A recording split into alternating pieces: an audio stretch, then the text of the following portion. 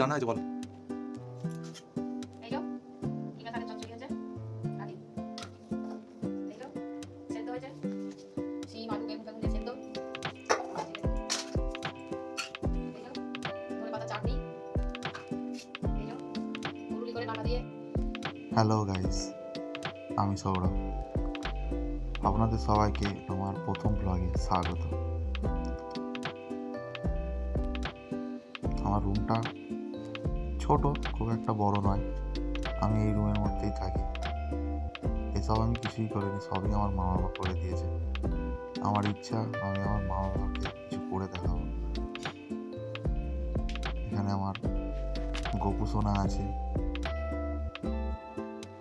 দাঁড়া, তোমাদেরকে আমার রুমটা ভালো করে দেখাতে। দেখো, রুমের বাইরে টিভি রয়েছে, আর এটা হচ্ছে আমার কাজের জায়গা। সারাদিন পর রাত্রি এসে কাজে বসি।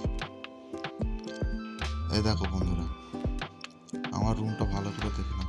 ছোট রুম, বেশি বড় নয়। আমি এই রুমের মধ্যেই থাকি। এই রুমটা ছাড়া উপরে আমাদের ছাদে আর একটা রুম আছে, মা বাবি সেখানেই থাকে।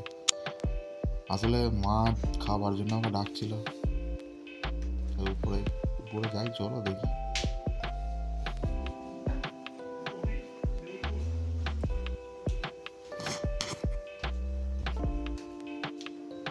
এখানে কি বলবো নিজেই বুঝতে পারছিলাম না।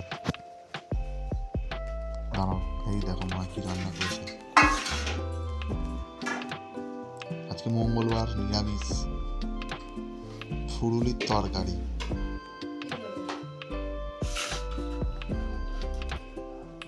ভাত।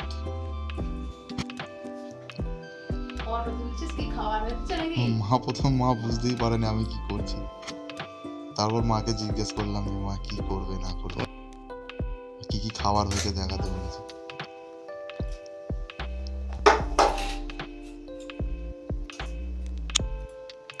কি রান্না হয়েছে বলো।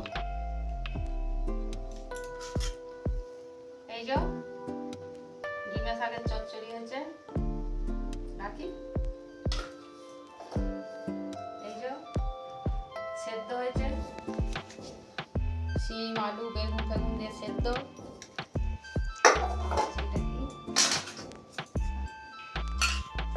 এই যো ধনে পাতা চাটনি।